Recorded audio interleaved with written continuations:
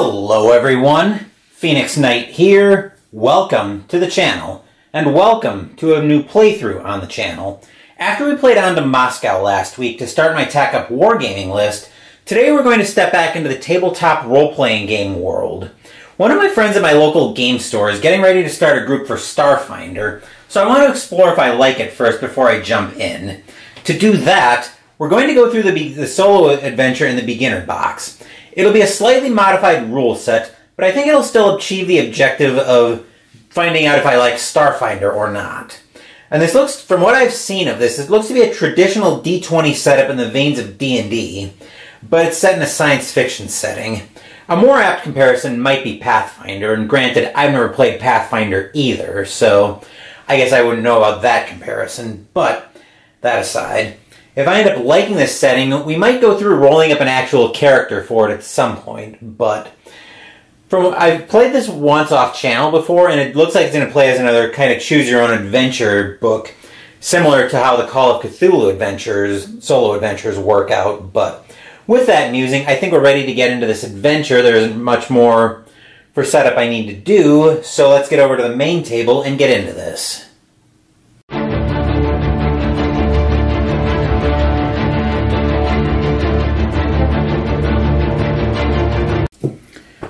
As you can see, I've got my full set of RPG dice over here with the D12 and the D percentile dice off to the side.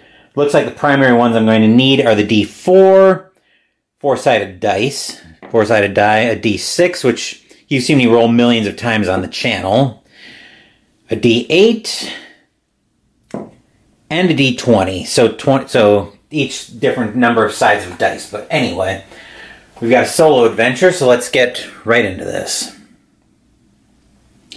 Solo adventure, Scoundrels in the Spike. The following pages contain a short quest that you can play by yourself. You don't need to know the rules of the game just yet. This adventure will teach you some of them. If you want to skip this quest and head straight into making a character, go to page 14. Otherwise, read on. To play, you need a piece of scratch paper, a pencil, and the dice that came with this beginner box. To begin, read entry 1 and follow its instructions. Most entries will tell you to go to another entry or give you several choices. Only read entries that you are instructed to read. Your choices will determine whether the character you play lives or dies during the course of this science fantasy adventure. Choose wisely.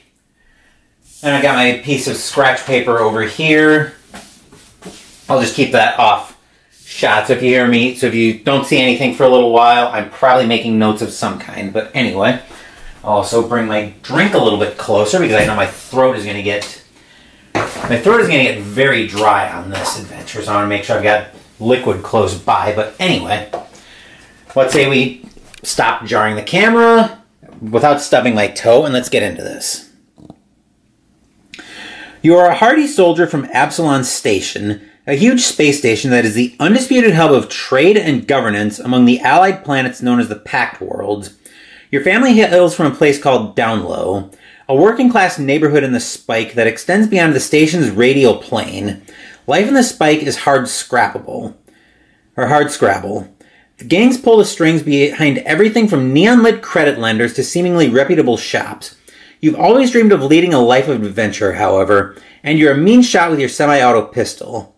You've sought out the Starfinder Society for a chance at gainful employment that might take you across the solar system or even beyond. From headquarters in the nearby Lorespire complex, these adventurers and scholars eagerly accepted you into their ranks. Your first assignment has just pinged into your datapad from the office of First Seeker Loisie Elsabo, the Society's leader. She wants you to venture into an abandoned maintenance corridor in the Spike, not far from your home turf, to investigate reports of prowling dangers. Station technicians need to access the corridor to conduct repairs, but they can't risk falling through broken grates or being attacked by lurking pests. And so the maintenance contractor has asked the Starfinders for help. Excitement fills you, since this is your chance to prove yourself to the Starfinder Society. Plus, if you can thwart any threats in the corridors, the Society will reward you with 250 credits, the standard unit of digital currency in the Pact Worlds, and you're cleared to keep any useful items you find along the way. You holster your semi-auto pistol, sheathe your tactical baton, smooth your second skin armor, and head toward the coordinates on your datapad. Soon, you're outside the flickering corridors of the maintenance halls. To gather up your courage and head down the halls, go to entry 2. Let's go for it. Before you stretches an eerily empty chamber made of rusty metal. Cardboard boxes filled with smashed electronic parts line the room's walls, and from the ceiling hang clumps of wires, a few of them dripping colorful fluids. It's clear this place is in dire need of repair, and it's likely the ways forward aren't safe. You pull your flashlight from your pack and then sweep its light across the corridor. The flashlight illuminates 2 hallways trailing away from the main room, one heading north and another leading to the east. So far, there's no sign of trouble, but you know it's always best to be prepared. You draw your semi-auto pistol from its holster, fix your flashlight under its barrel, and cautiously advance. To head down the hallway to the north, go to entry 3.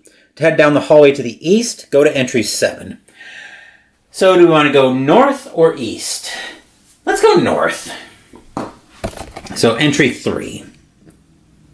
If this is your first time here, continue reading. If you've explored here before, go to entry 12. It's our first time here.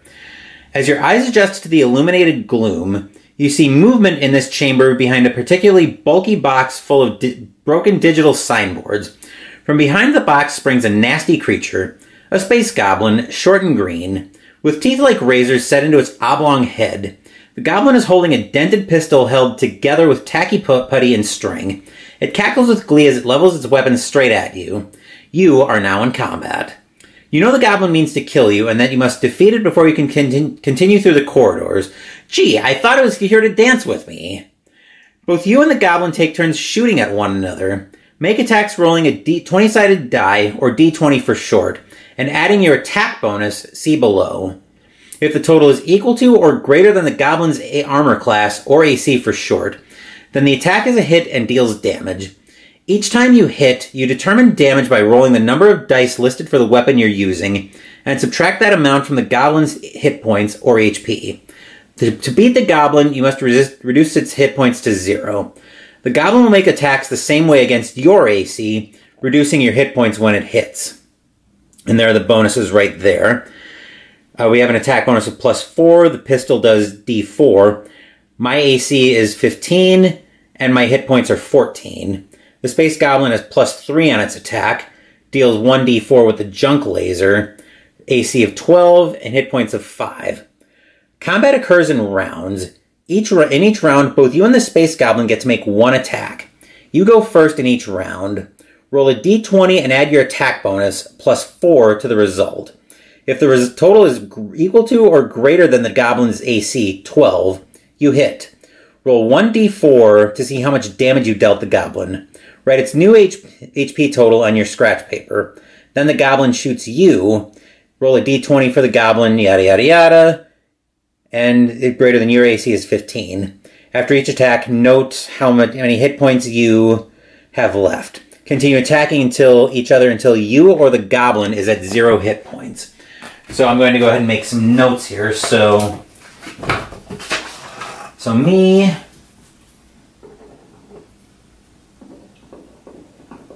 and the Goblin. I have 14 HP. The Goblin has 5. So we'll get the D20 here. I'm actually going to see if I can weigh this down. There, that'll work. So we'll grab my D20 along with my dice cup, and we'll give it a roll. So I'm trying to beat a 12 we established to do damage, and I have a +4 on my attack. 2 plus a 4 is 6. That is definitely a miss. So now the Goblin gets a +3 on his attack.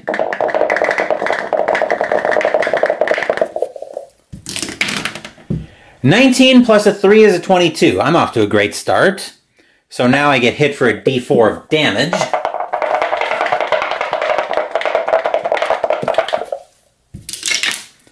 I get hit for 1 point of damage. That's not too bad. So I'm down to 13.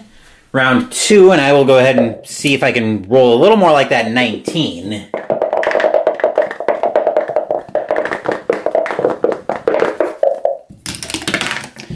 A 14 plus a 4 is 18, so that's a hit. Let's see what I do to the Goblin.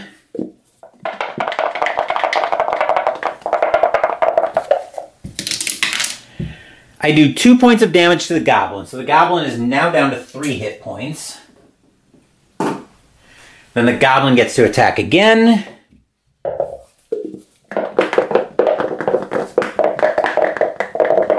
Remember, it's +3. That's a 6 plus 3 is 9, so that's a miss because my AC is 15. Round 3.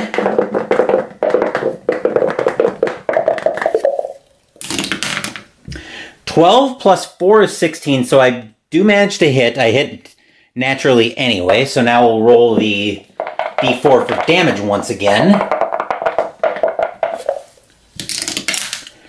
That's another 2 points of damage, so the goblin is down to 1 hit point.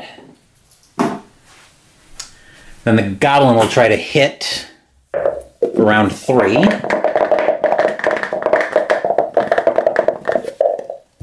Oop. Let's put it in the tower. Once again, +3. 10 plus 3 is 13. That's not a hit. Round 4.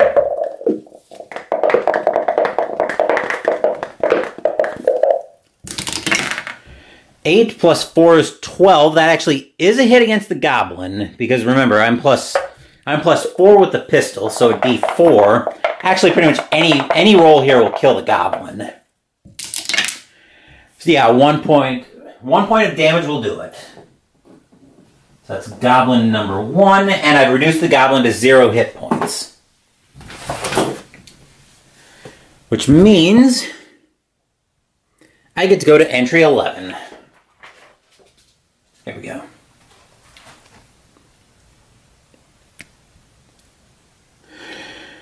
With a final deft maneuver, your semi-auto pistol sends a bullet right to the space goblin's heart. The goblin's cackle turns into a shocked wheeze as the creature slumps against the corridor wall, dead. Rummaging through its tattered stationware pockets, you find a small aluminum vial with a gel cap pill etched on its cap. This must be a healing serum. Any damage the goblin dealt to you remains. Make sure to note your current hit point total on your scratch paper. I'm currently at 13 HP. You can drink the healing serum any time during this adventure to regain 8 hit points. Note that you cannot exceed your maximum number of hit points, 14 in this case. If you use the serum during combat, however, you must drink it instead of taking an attack. This means the monster will get to attack you twice in a row. Write healing serum plus 8 HP on your scratch paper and cross it out when you use it. You can only drink the serum once, and then it's gone. Looking around, you see that there is a short hallway leading deeper into the maintenance corridor. To make your way deeper into the corridor, go to entry 4. To go south and explore the corridor's eastern wing, go to entry 2. If you've defeated both goblins in the gang tuff and you wish to complete this adventure, go to entry 23. So that kind of spoils what I'm going to be looking for here, but let me make a note of the healing serum.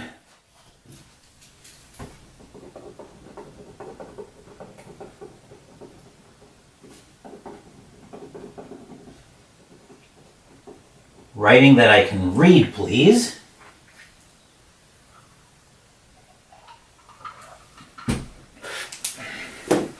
And a little something to wet my whistle. Let's go deeper into the corridor. So we want entry 4.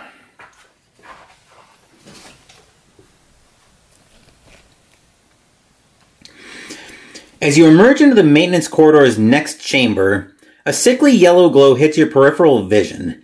In the corner, some sort of control hub stretches from the floor to the ceiling, covered in display screens and complicated control panels. The control hub is badly malfunctioning.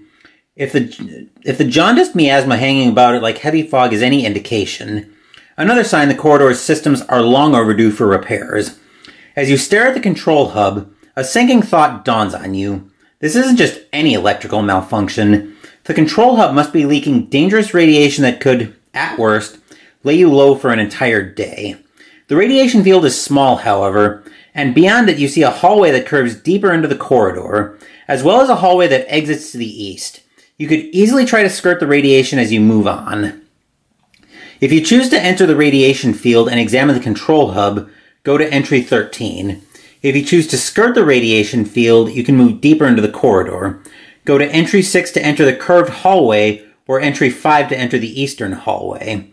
To go back toward the beginning of the corridor, go to entry 3.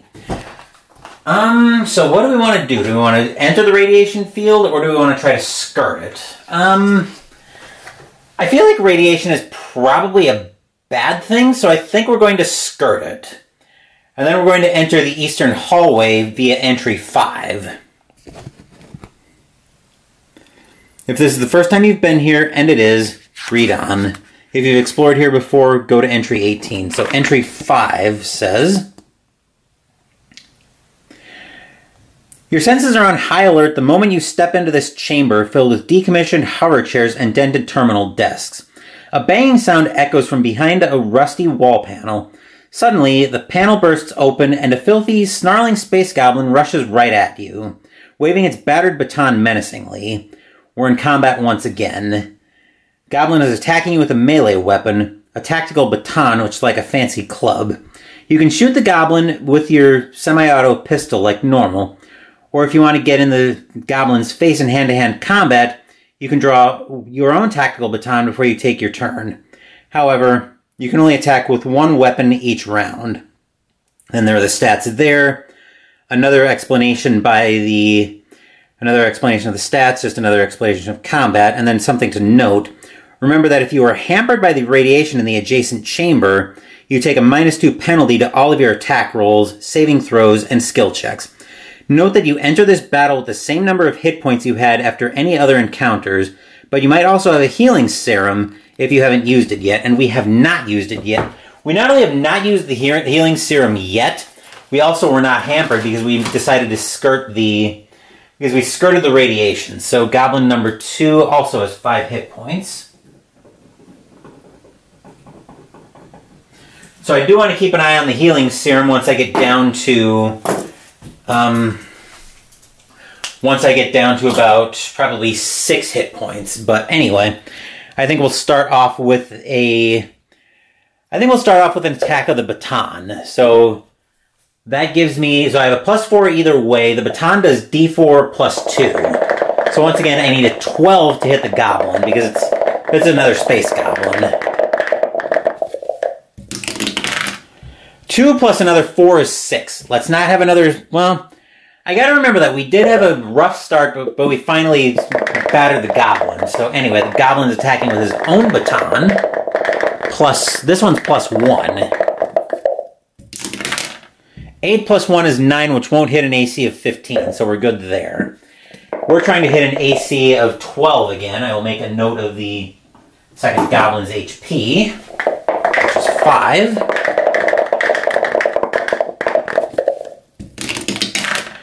+17 plus 4 is 21, so that's definitely a hit, and we were using the baton, so we're doing D4 +2.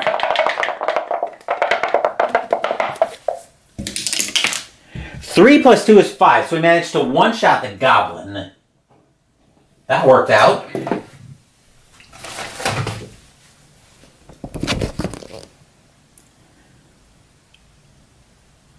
If the space goblin's hit point total is 0, you have defeated the goblin. Go to entry 14.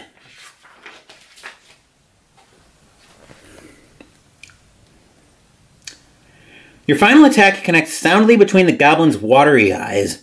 The creature gives one final, enraged screech before crumpling to the ground, dead. You soon catch your breath, but a quick rummage through the goblin's stinking pockets elicits nothing. The not-so-clever creature just thought you'd be an easy mark, but at whose behest is anyone's guess. Hallways exit this chamber to the north, east, and west. To move to the north, go to entry 6. To move toward the east, go to entry 9. To move to the west, go to entry 4. If you've defeated both space goblins in the gang tough, and you wish to complete this adventure, go to entry 23.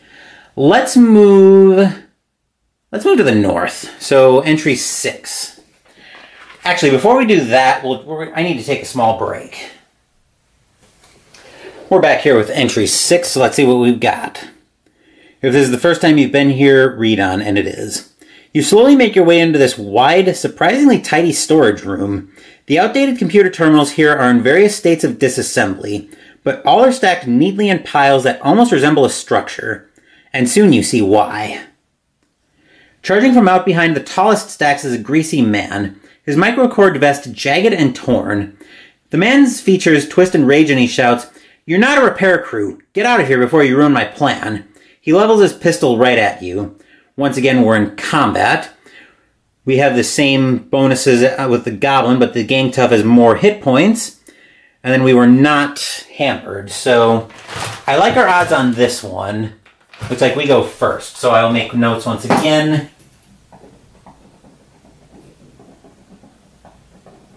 Gang tough has 10 hit points. So we still have our same... Looks like we're only using the pistol this time. So, once again, we're rolling a... Once again, we need to get a roll of a 12 or above to hit the gang tough. And we have +4 on our attack roll. That's a 9 plus 4 is 13, so we do hit.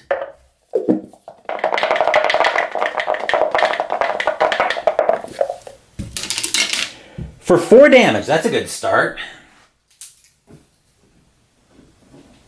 Hopefully I didn't just guarantee the gang tough will get off to a good start as well. He's only +3 though, so we do need to keep that in mind.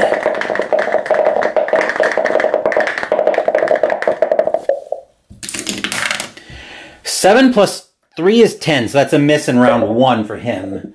Round 2, let's see if we can keep up the good rolls. We're +4 again. 4 plus 4 is 8, so of course that's a miss. The gang tough is +3.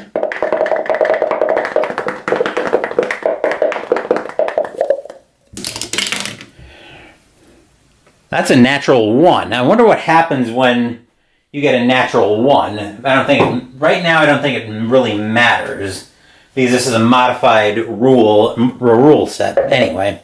Round 3, another roll, we're +4. 5 plus 4 is 9 is still a miss. The gang tough is +3 on his pistol attack. 16 plus 4 is 20, that's good for a hit. Let's see how much damage he does.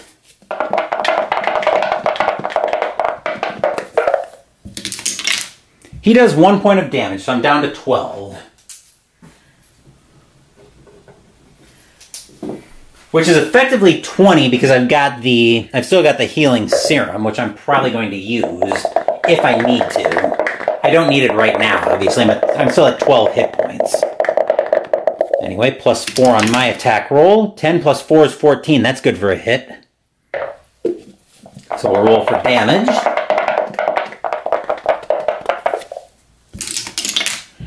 Another 2 points of damage, bringing the gang tough down to 4. Speaking of the gang tough, he will roll his attack, and he needs to be above a 15 to hit with a +3 bonus.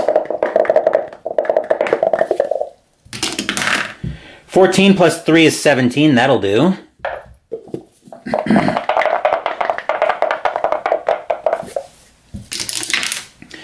Three points of damage, which brings me down to 9.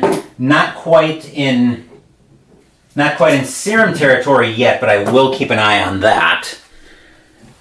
Then next round of combat. +4 on my attack. A natural 20. I assume that's going to be something good as well. That's not mentioned here in the modified rule set, but let's see what we roll for damage. 3 points of damage, so the gang tough is hanging on by a thread at this point. This might well be the gang... Well, never mind. I'm gonna swallow that thought right there, because I know what happens when I say stuff like that.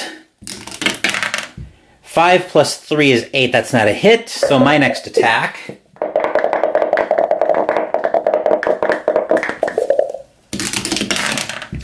+13 plus 4 is 17, so I could have actually voiced the thought. And just for completeness sake, we'll roll the attack out, but the Gang Tough is dead here. With a little overkill. So he's down to 0, but the total would have taken him down to -2. So the Gang Tough has been defeated.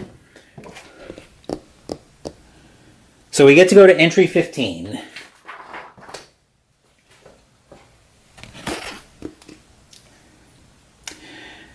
The Gang Tough was no slouch, but he was still no match for your deadly aim. A final bullet rips through his vest, and with a cough and a glare of hatred, he falls and his eyes close. This villain was clearly no crazed space goblin, and your curiosity about him sends you rifling through his belt pouches. Almost immediately, you find an oblong cred stick, a kind of small computer that stores digital money, that is loaded with 50 credits. Not a bad haul. The Tough was also carrying a datapad containing several text files. Scrolling through them, you learn that the man's name was Grex, and that he was a low-level leader of a local gang. You find messages between Grex and several other gang members detailing his plans to recruit some local pests, space goblins you figure, to sabotage the maintenance corridor and attack any repair crews that responded to steal their equipment to sell on the black market.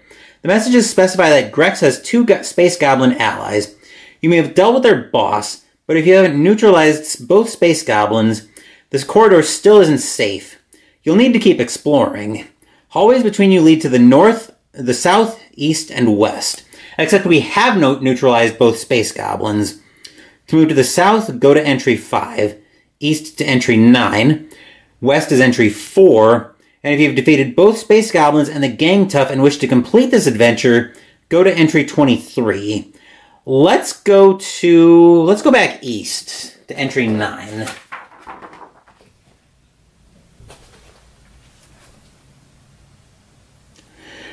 If this is your first time here, continue reading, and it is. There's something odd about this small, closet-like chamber. Soon, you realize why. A scratching noise issues from underneath a dented old comms desk in the corner. A furry purple creature with wide eyes pokes its head out from the gloom. Psst, the creature says. You, gun-toter. Come here, I can help. To approach the creature and listen, go to entry 16. To ignore the creature and move on, go to entry 21. Well, now that we're presumably not about to get blindsided by the space goblins, I think we can take a minute to listen. So let's go to entry 16. Oh, let me note the 50 credits, too, before we get into the next entry.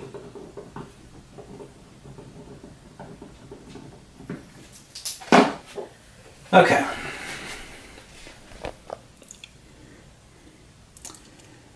As you cautiously creep toward the purple-furred creature, it dawns on you.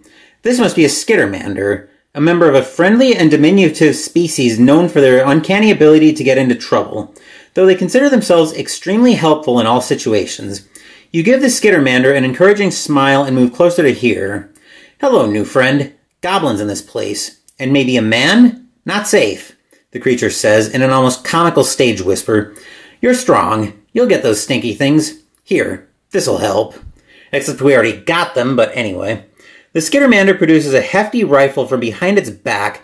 In its hands, the gun looks like an oversized toy. But the rifle is clearly of good make and solid function. You recognize it immediately. This is an arc rifle. The arc rifle shoots bolts of electricity and deals 1d8 damage.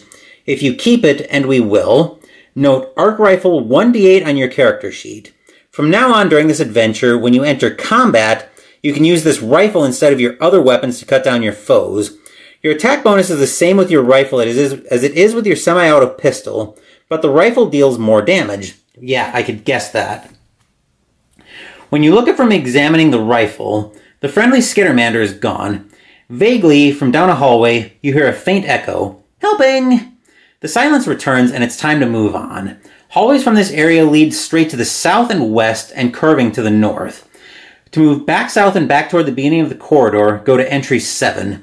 To move to the west, go to entry 5. To move north through the curving hallway, go to entry 6. Let me note that arc rifle first. So arc rifle 1d8 for all the good I expected to do. And then we have our choices here. So, to move south and back toward the beginning of the corridor, go to entry 7. To move to the west, go to entry 5. North through the curving hallway takes us to entry 6. Well, I think entry 6 was the gang tough. So let's go to entry 5. Let's go. That'll take us to the west.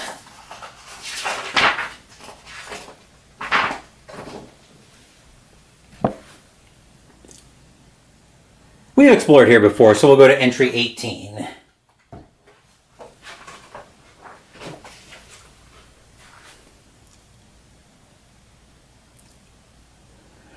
You return to the chamber with the dead space goblin. There's nothing else to see here, so you can continue on. To move to the north, go to entry 6. East for entry 9, west for entry 4. Let's move to the north. Actually, north I think is where we just were for entry 6. But anyway.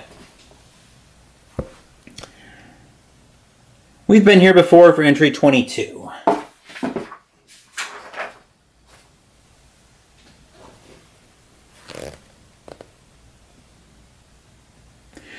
You return to the chamber with the fallen gang tough. There's nothing else to see here, so you can continue on. I guess let's go to entry 4 to go west.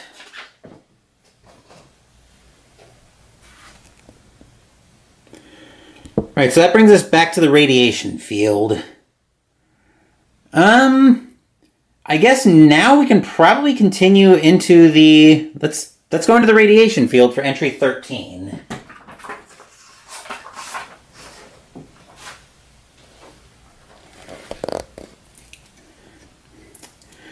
Squinting against the yellow glow of radiation, you slink up to the control hub. It only takes a few seconds to realize its systems are damaged.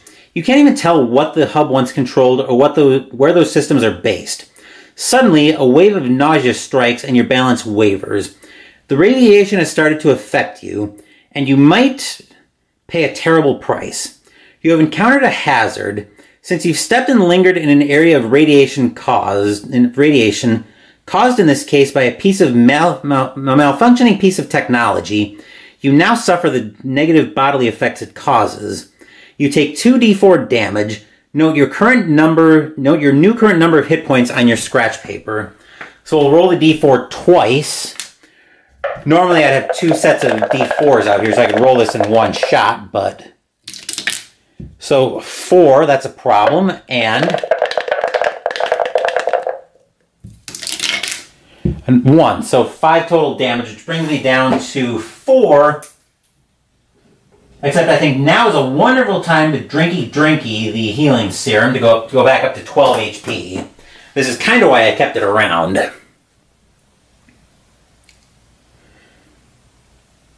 Additionally, you must try to resist the radiation's further effects. This attempt is represented by a saving throw. To attempt a saving throw against radiation, roll a d20 and add 3. If your total is greater than or equal to the difficulty class or DC of the hazard, you can avoid more danger. The DC of the radiation is 15. So if your saving throw total is 15 or greater, your saving throw is successful and you suffer no further effects from the radiation. If your saving throw total is less than 15, however, you gain the hampered condition. This means you take a -2 penalty to all of your future attack rolls, saving throws, and skill checks. If you gain the hampered condition from the radiation, write hampered -2 on your scratch paper and apply those penalties to the appropriate rolls for the rest of the adventure. You have this condition until you rest for 8 hours.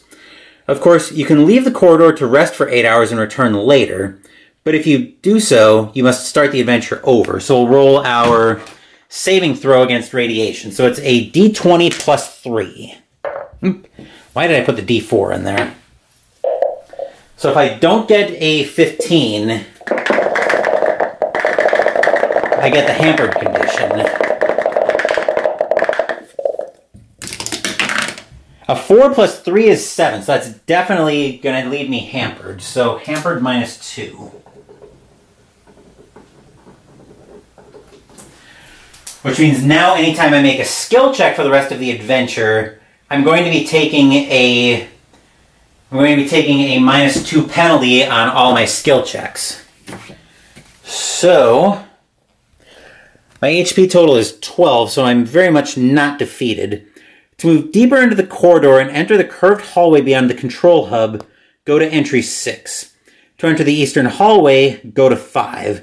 To go back toward the beginning of the corridor, go to entry 3. To rest for 8 hours and start this adventure over, we are not doing that. Go to entry 1. If your hit point total is 0, you've been defeated. Go to entry 10. So I'm not resting, and my HP total is not 0. In fact, I just drank the healing serum. Let's go to entry 3. So back toward the beginning of the corridor.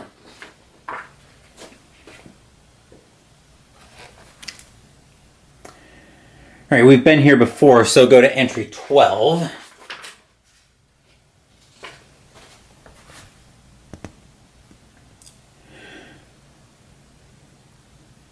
With broken digital signboards, and various piles of electronic components scattered everywhere, this corridor is still a mess from your scrap with the space goblin. A thorough sweep of your flashlight reveals no further threats here. It's safe to move on. To move down the corridor to the north, go to entry number 4. To go to the beginning of the corridor to explore its eastern wing, go to entry 2. Let's go to the beginning of the corridor without jarring the camera. Alright, so I won't go through the text again. To head down the hallway to the north, go to entry 3. Hallway to the east, go to entry 7. So let's go to entry 7.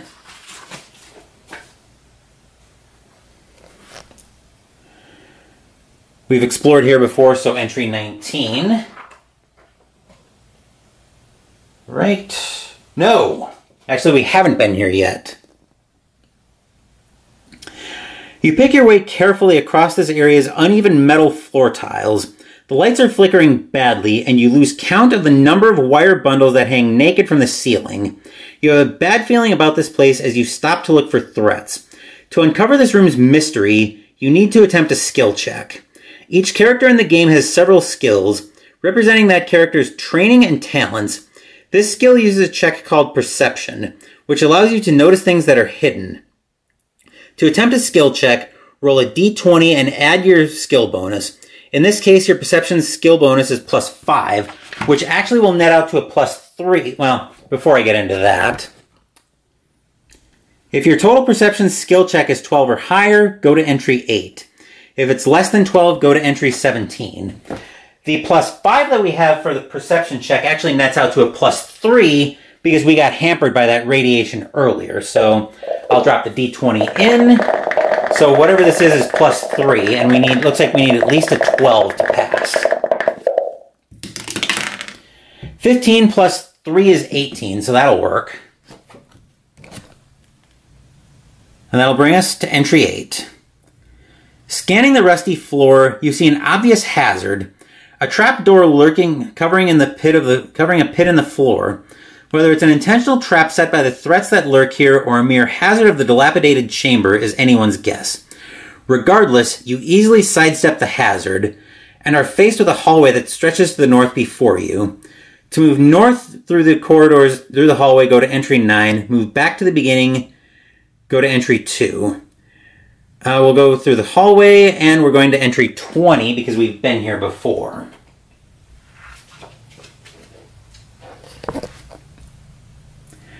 You return to the room where the Skittermander was, but the creature has left and the chamber is now empty. 3 hallways exit the room. To move to the west, go to entry 5. To move to the north, go to entry 6. To move south and back toward the beginning of the corridor, go to entry 7. Let's go to... Okay, what I need to do now is find an entry that lets me get out of this adventure. So let's go to entry 5.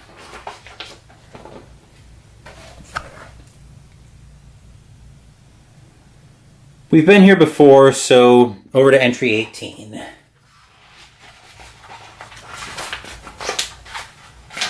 Because I'm getting the feeling that there's nothing further here for us. You return to the chamber with the dead space goblin, yada yada yada. Nothing else to see here, so you can continue on.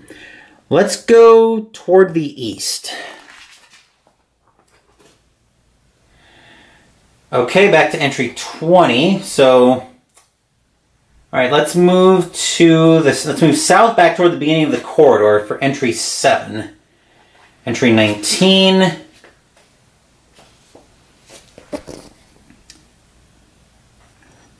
The pit trap is still on the floor of this chamber, but now that you know about it, it's no longer a threat. You can easily step around the pit to reach either of the 2 hallways that lead out of the room. To move to the north, go to entry 9. Back toward the corridor's entrance, go to entry 2. Let me just make sure 9 does what I think it does. So basically, yeah. So right now we need to, so we're going to go back to entry 2 because my goal right now is to get out of this, adventure. So let's head down the hallway to the east for entry 7.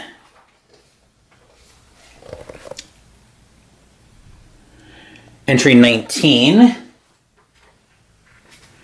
which is still the trap door. So we'll move to the north for entry 9. And I'm actually going to take a small break.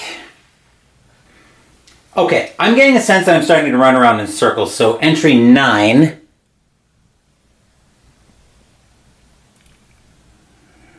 Takes us back to entry 20 again. Room where the Skittermander was, but it's left. Move south back toward the beginning of the corridor, go to entry 7. Go to entry 19. Are you kidding me? Are you telling me we're running in circles here? So back to that, go to entry 2. You've got to be kidding me. Alright, so we'll head to the north for entry 3, which, since we've explored here before, takes us to entry 12.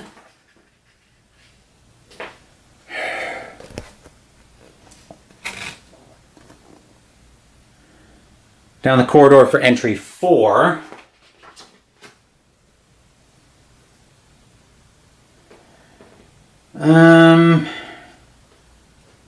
You have got to be kidding me. Okay, I'm gonna take a small break so I can figure out what entry I need to get to so I can get out of this adventure. I'll be right back. Okay, so it took me a little bit, but I think I figured out what happened. So it looks like I did everything out of order. So I defeated the enemies first, then I explored the chamber. So basically what I'm running into now is because I did it out of order and decided to keep exploring the chamber after I defeated all of the enemies, now I can't get into the... I basically can't get to the entry that I need to complete the adventure. So we're just going to skip right to the entry that I need. So you might have seen me have the choice to make a few times. After I defeated the gang tough, I decided I wanted to explore since it seemed like the coast was clear.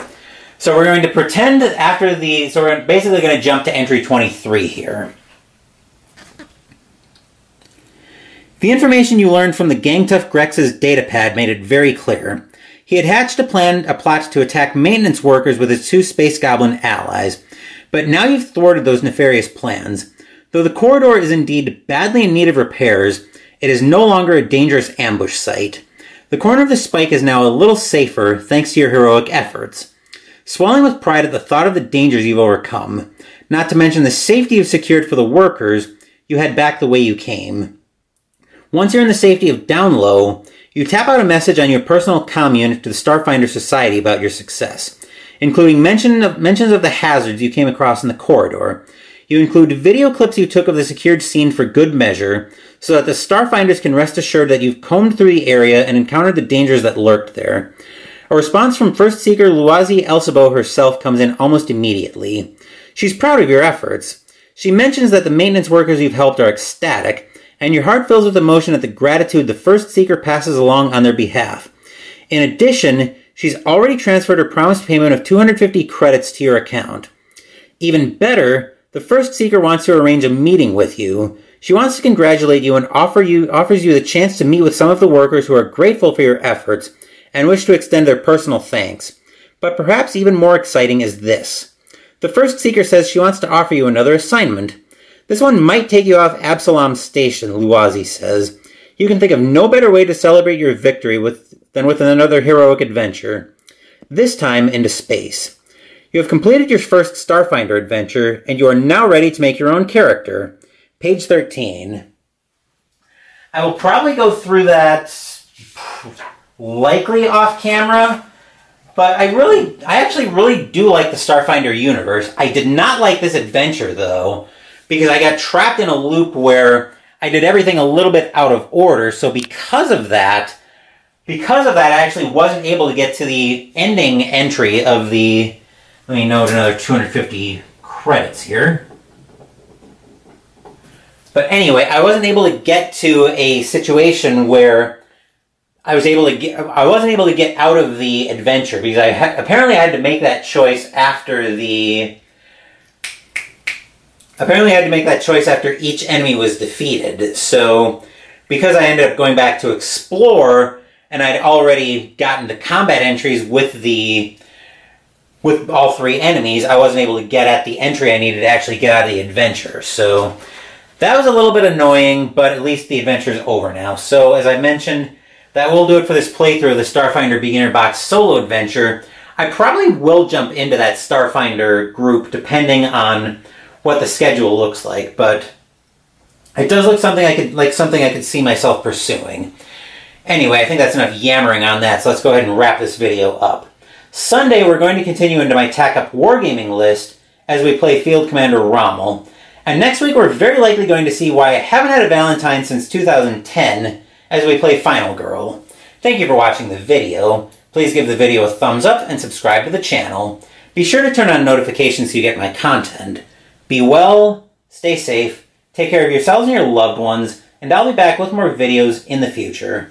Until then, take care everyone.